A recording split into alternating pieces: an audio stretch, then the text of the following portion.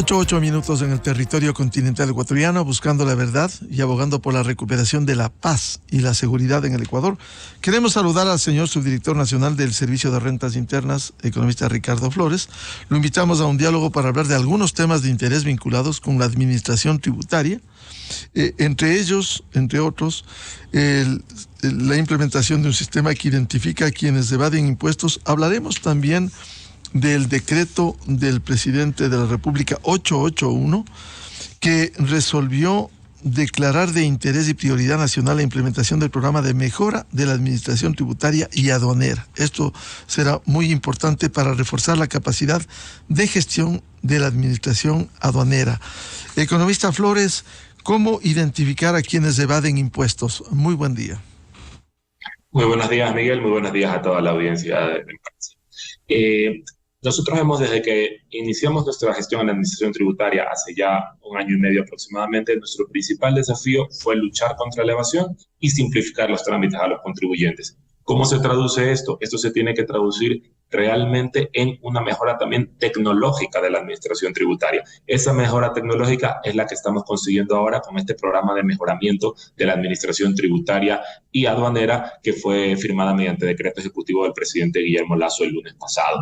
Este programa, que cuenta con fondos del Banco Interamericano de Desarrollo por aproximadamente $88 millones, va a permitir una renovación y un cambio tecnológico sin precedentes, tanto en la administración tributaria y en la administración aduanera. En lo referente a la administración tributaria, vamos a poder renovar todas las herramientas tecnológicas con las que contamos. ¿Para qué? Porque el Servicio de Rentas Internas cuenta con mucha información propia de contribuyentes, de terceros que presentan sus declaraciones ante el Servicio de Rentas Internas, pero asimismo contamos con información internacional también y de terceros nacionales, municipios, bancos, consumos de tarjetas de crédito, pagos que hacen a todos los ciudadanos a proveedores, clientes, etcétera. Y la información internacional que tenemos, que recibimos del Foro Global respecto de más de 150 países y ahora que vamos a recibir también de Estados Unidos con el plan FATCA. Con toda esa información,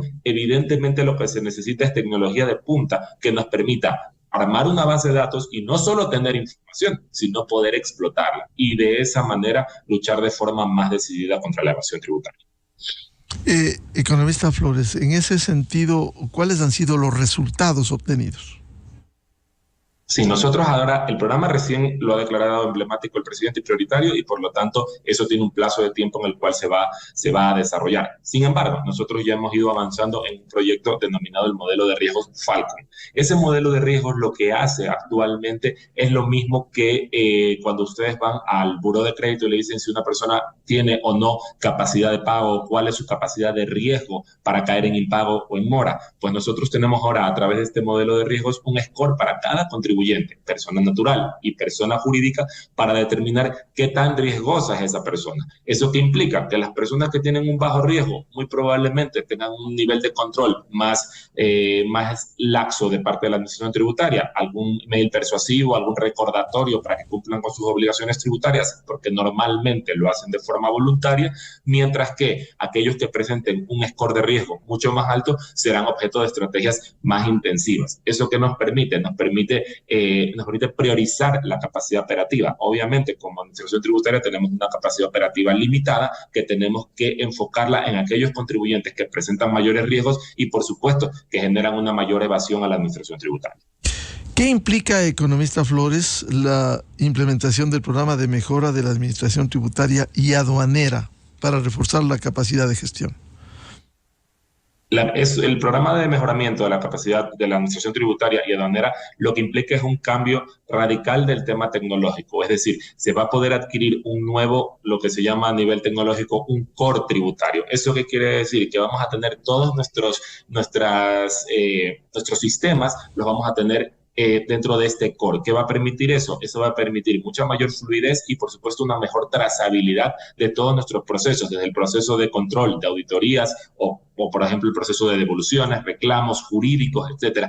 Todo va a estar dentro de este proyecto que va a permitir un cambio tecnológico, porque actualmente la tecnología del Servicio de Rentas Internas ya se encuentra un poco obsoleta porque ha pasado mucho tiempo desde que se han hecho este tipo de renovaciones. Lo que nosotros pretendemos con esto es hacer un antes y un después. Y a partir de ese cambio radical, lo que vamos a poder utilizar es a través incluso de Big Data e inteligencia artificial, poder mejorar completamente nuestros procesos, automatizarlos y por lo tanto convertirnos en una administración tributaria mucho más eficiente y de referencia a nivel regional, como lo pueden ser otras administraciones tributarias como la del Servicio de Impuestos Internos de Chile. Hacia allá es nuestro objetivo, apuntamos a conseguirlo y nosotros estamos convencidos que gracias a la decisión del presidente Lasso y por supuesto a la colaboración del Banco Interamericano de Desarrollo, vamos a poder conseguirlo.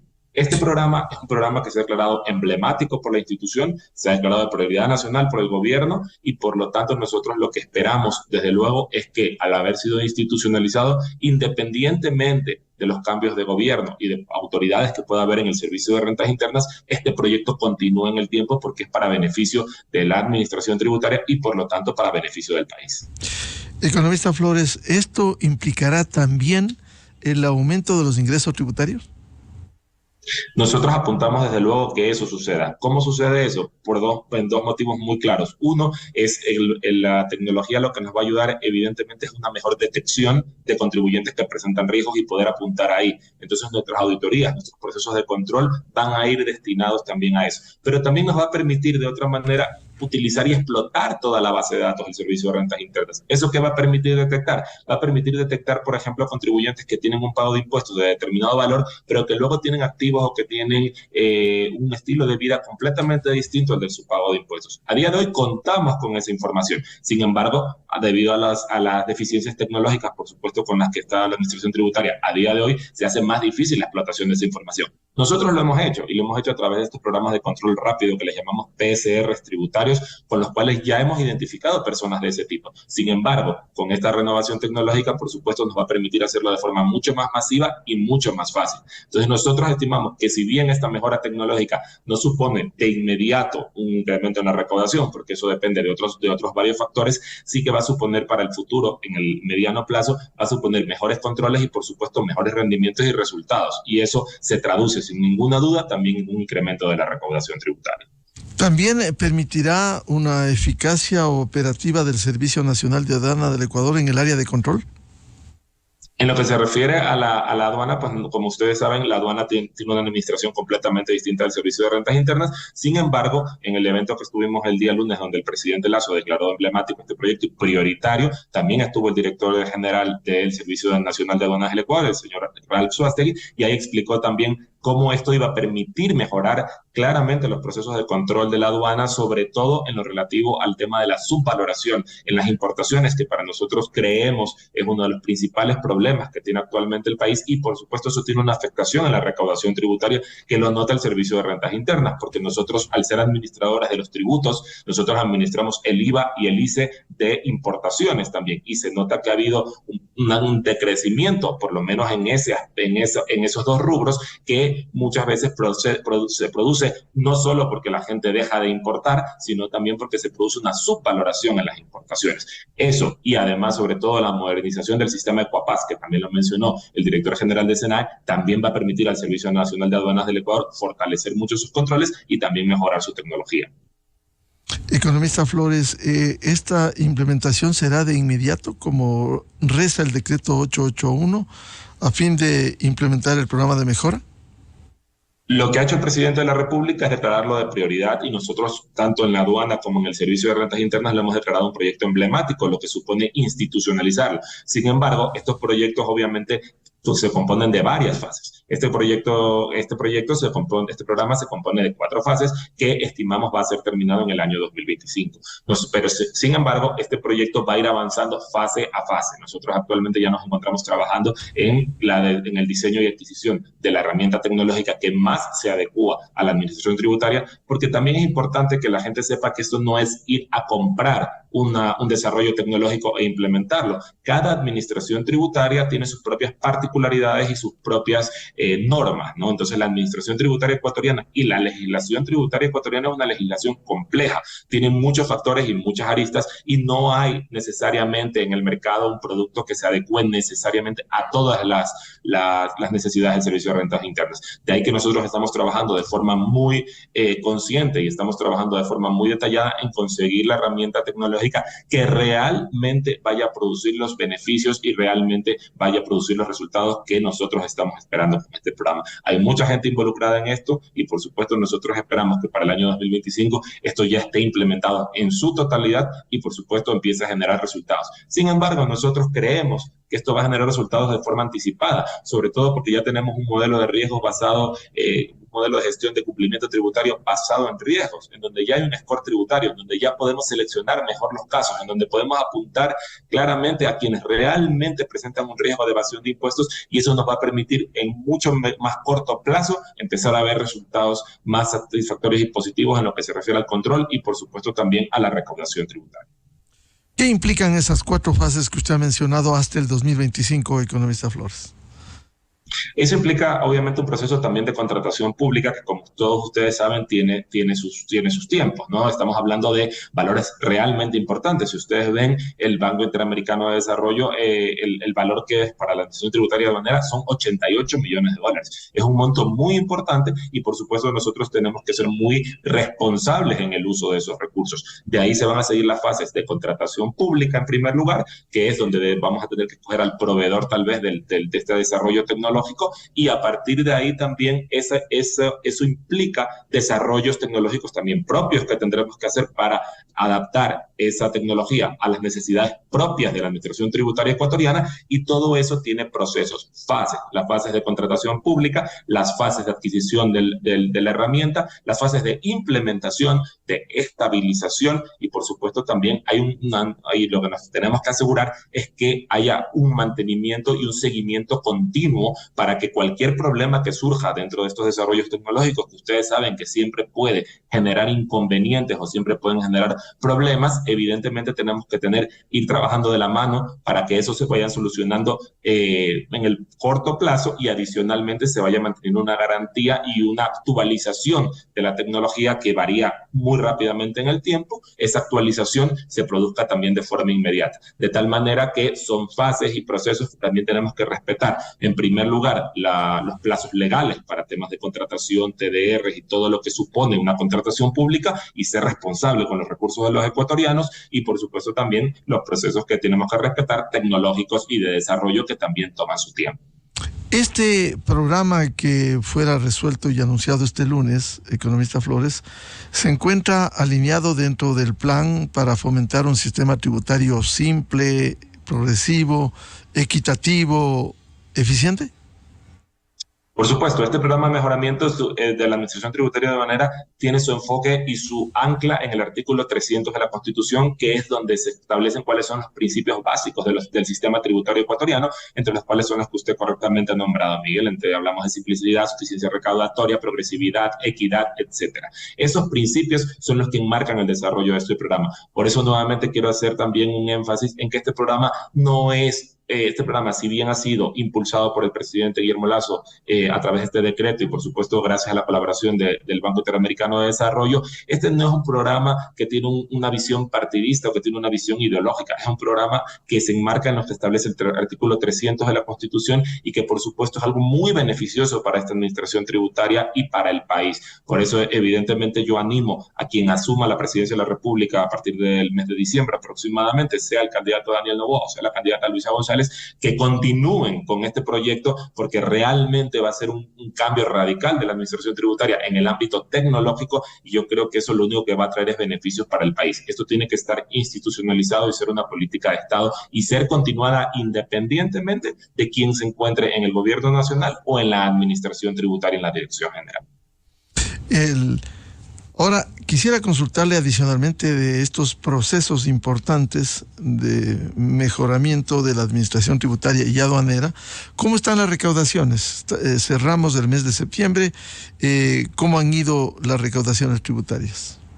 Sí, a ver, nosotros todavía no tenemos al mes de septiembre, tenemos que hacer todavía la conciliación tributaria, estamos apenas 4 de octubre, no tenemos todavía el resultado total de septiembre, lo tenemos hasta agosto, y hasta agosto la recaudación tributaria ha crecido en relación al año 2022, donde ya hubo un récord histórico de recaudación, sigue creciendo en aproximadamente un 4% en relación al año anterior. Asimismo, las ventas también han crecido en relación al año anterior, donde también ya se producía un récord histórico de ventas muy por encima de los niveles de prepandemia. ¿Qué notamos con eso? Notamos que a pesar de los desafíos que enfrenta la economía ecuatoriana, que son conocidos por todos, a pesar de encontrarnos en un año electoral y a un año electoral atípico, en donde normalmente hay una ralentización de la economía, sigue manteniéndose todavía un crecimiento en la recaudación tributaria, un crecimiento que viene apalancado principalmente por el impuesto al valor agregado y por el impuesto a la renta. Es importante aquí mencionar que ese crecimiento se produce aún a pesar de que se han eliminado varios impuestos, que se ha reducido considerablemente el impuesto a la salida de divisas, que ya no este año no estamos cobrando la contribución patrimonial a las personas naturales, porque solo fue en el 2023, este año solo se cobra a las personas jurídicas, y adicionalmente que el presidente a través de la Ley de Economía Familiar redujo el pago de impuesto a la renta de las personas naturales. Todos esos factores afectan a la recaudación. Sin embargo, a pesar de eso, la recaudación todavía sigue creciendo, insisto, en un 4% aproximadamente en relación al año 2022, y por supuesto también es importante mencionar que esto también es resultado no solo del cumplimiento voluntario de los contribuyentes, sino también de los procesos de control que nosotros estamos haciendo a los contribuyentes y que los hacemos realmente de forma prácticamente ahora más en tiempo real, que eso también es positivo. Es decir, ya no esperamos que transcurran 3 y 4 años para verificar las declaraciones de los contribuyentes, sino que en muchos casos nos presentan una declaración y al mes siguiente, si ya detectamos una diferencia en nuestros sistemas, inmediatamente nos notificamos y le decimos: no me cuadra lo que tú me declaras con lo que me han declarado terceros. Justifícame la diferencia. Y en muchos de esos casos los contribuyentes directamente pagan esa diferencia porque lo que habían hecho es presentar incorrectamente su declaración. Todos esos mecanismos que estamos utilizando, y obviamente a partir de ahora con el modelo de riesgos Falcon, que podemos detectar mejor el riesgo de los contribuyentes, estamos obteniendo estos resultados que yo considero muy positivos, tomando en consideración la base de la que partíamos en el 2022 en un récord histórico de recaudación, y sobre todo también los desafíos económicos que está enfrentando el país. Con este crecimiento de las recaudaciones, ¿se cumplirán las metas en la proyección en el año 2023? Nosotros estamos a día de hoy en un cumplimiento de la meta de aproximadamente el 96 o el 97%, una meta muy desafiante y muy alta que se planteó para el presupuesto general del Estado, pero estamos haciendo todo el trabajo necesario para que esa meta se pueda cumplir a fin de año. Nosotros en el Servicio de Rentas Internas diseñamos todas las estrategias de control posibles para poder de alguna manera llegar a esa meta. A día de hoy, como insisto, estamos en el 96-97%, eso estamos en un porcentaje que de aquí hasta diciembre podríamos llegar al 100%, sin embargo, como digo, a día de hoy todavía estamos 3 puntos por debajo de esa meta, sin perjuicio de que, como dije anteriormente, hay un crecimiento todavía en relación a la recaudación del año 2022. En cuanto al pago de impuestos, ¿cuál es el nivel de mora de los contribuyentes en el pago de impuestos, tanto en lo interno cuanto quienes tienen capitales en el exterior, luego de todo el proceso que estableciera el SRI? Nosotros lo que identificamos en el SRI son, obviamente tenemos por un lado la cartera firme, pero esa cartera firme se viene arrastrando de muchos años atrás, o sea, no es una cartera firme que podamos atribuirla a esta administración, obviamente, ni a administraciones anteriores, incluso vienen carteras firmes de hace más de 10, 15 años, ¿no? Entonces esa parte, esa mora, digamos, es una mora que se viene arrastrando en el tiempo. Nosotros los indicadores que manejamos son lo que llamamos brechas de presentación o de pago. ¿Eso qué quiere decir? Nosotros vemos que del universo del 100% de declarantes que tienen que presentar una declaración de impuesto a la renta, vemos cuál es la brecha de quienes no lo hacen. Esa brecha aproximadamente nosotros la estimamos a nivel general en un 18-19%, que es la gente que no ha presentado declaración debiendo hacerla. Y ahí también nosotros tenemos lo que se llama la brecha de pago, que es la brecha de quien sí presenta la declaración pero no realiza el pago. Esas brechas son mucho más bajas, esas brechas no superan el 5-8%, porque ahí se hace un seguimiento constante de quien presenta la declaración, haga inmediatamente el pago. Entonces nosotros en ese sentido también estamos haciendo un trabajo muy detallado en hacer recordatorios y hacer también estrategias persuasivas y disuasivas a los contribuyentes para que presenten sus declaraciones, aquellos que no lo han hecho, y obviamente para quienes lo han hecho y no han pagado, también lo realicen. Y en cuanto a la identificación que hizo los capitales en el exterior y el pago del impuesto que han hecho unos y debieron hacer todos, ¿en qué estado se encuentra? Nosotros, en lo que se refiere a los capitales del exterior, como yo comenté, hemos comentado en varias ocasiones anteriores, eso nos supuso una recaudación de aproximadamente $100 millones en regularización de activos. Sin embargo, eso no se queda solo ahí. Eso viene ahora acompañado de que esos activos que están en el exterior son productivos y tienen que pagar impuestos. Nosotros ya estamos detectando en las declaraciones de este año, vamos a estar pendientes de que aquellos que regularizaron activos en el exterior nos declaren la renta proveniente de esos activos cuando presenten su declaración de impuestos. Pero no solo eso. Esa declaración de impuestos a la renta en el exterior también implicaba que tenía que pagarse una mayor contribución del patrimonio de las personas naturales, porque esas rentas en el exterior son patrimonio. Nosotros hemos iniciado a varios contribuyentes y a contribuyentes muy grandes, hemos iniciado procesos en los cuales le hemos identificado que tiene esos capitales en el exterior y que tiene que incluirlos en su contribución y regularizarlos. Eso nos ha permitido obtener una recaudación de aproximadamente $30 millones en este año en los pagos que hacen los contribuyentes producto de esa regularización. Nosotros, una vez terminada la contribución patrimonial, nosotros aquí en el país no existe un impuesto al patrimonio, esto fue una contribución temporal única que se hizo por el tema del COVID. Nosotros a partir de ahí vamos a enfocar todos los esfuerzos en revisar esas declaraciones de renta y por supuesto detectar si esas personas que regularizaron sus activos hoy no incluyen esas rentas. Y no solo eso, estamos trabajando en aquellos que no regularizaron sus activos y que nosotros, de acuerdo a la información que tenemos de Foro Global, tienen activos en el exterior y deben ya pagar impuesto a la renta y la contribución sin ningún descuento, es decir, con todo al tipo máximo que establece la ley y por supuesto también con los intereses, recargos y multas que correspondan. Y es importante también mencionar que ya estamos trabajando con el IRS, con el Internal Revenue Service de Estados Unidos, ya estamos en contacto trabajando y ya estamos avanzando en el plan FATCA, que como ustedes conocen, eso supone ya empezar a recibir información automática de cuentas financieras de ecuatorianos en los Estados Unidos. Nosotros esperamos que eso sea una realidad en el corto plazo. Estamos ya trabajando con incluso el Banco Mundial está prestando su asistencia a nosotros para poder obtener de la forma más rápida posible esa información y nosotros creemos que ahí es donde se concentra la mayor cantidad de capitales de los ecuatorianos en el exterior y que eso nos va a permitir incrementar de forma considerable la recaudación y por supuesto luchar decididamente contra la evasión tributaria.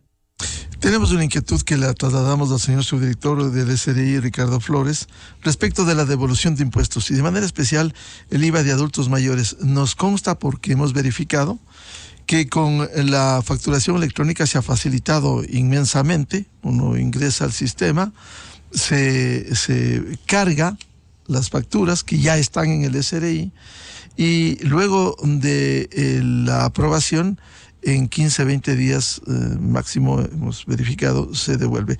Pero esta inquietud, ¿cómo se está funcionando esta devolución de manera especial del IVA para adultos mayores mensualmente?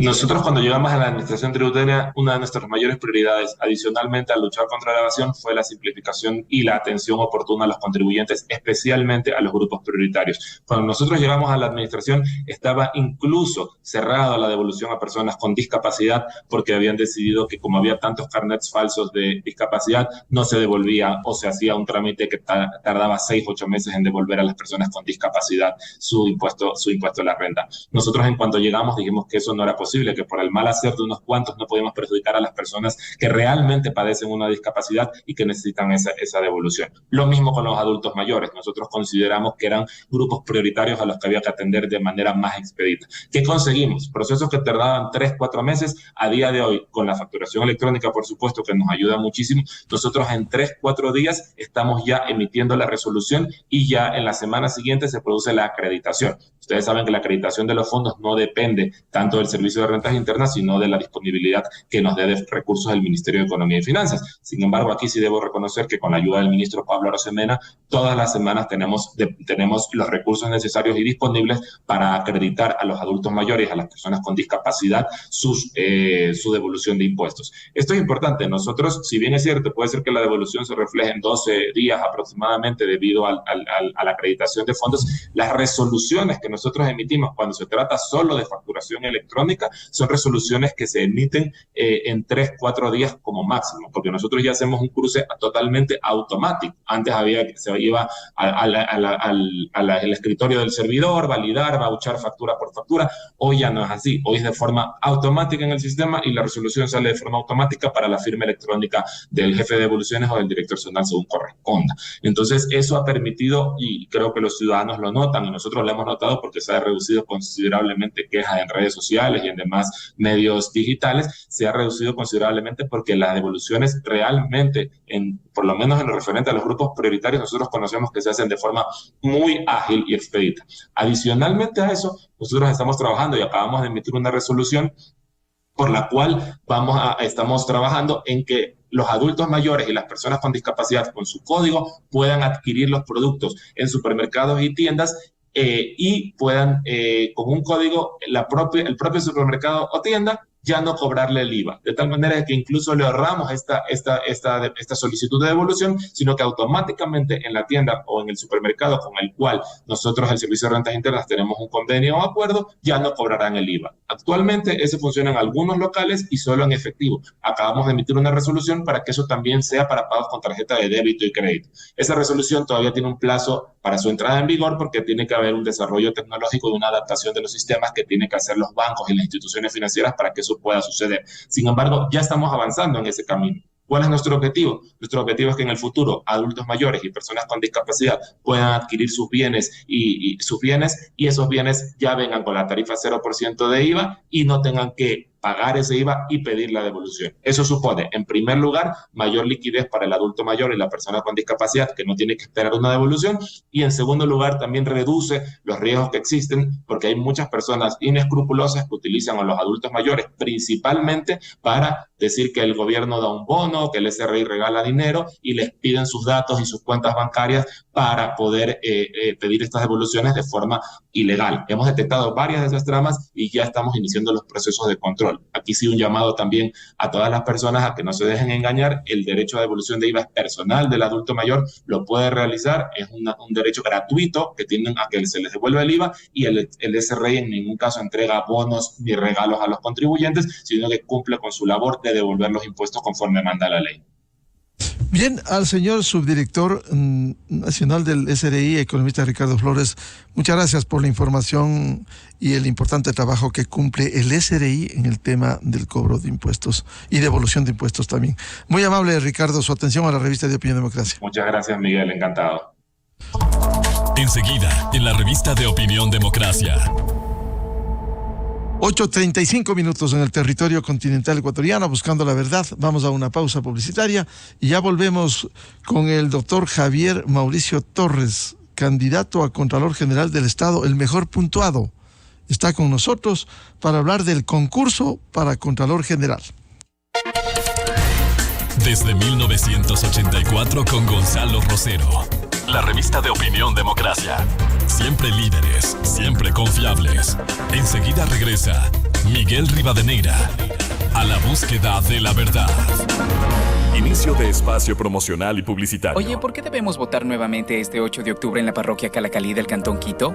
Votamos nuevamente porque en las elecciones seccionales del pasado 5 de febrero los votos nulos fueron mayores que los válidos. Cuando esto pasa, debe repetirse la votación. Ah, entiendo.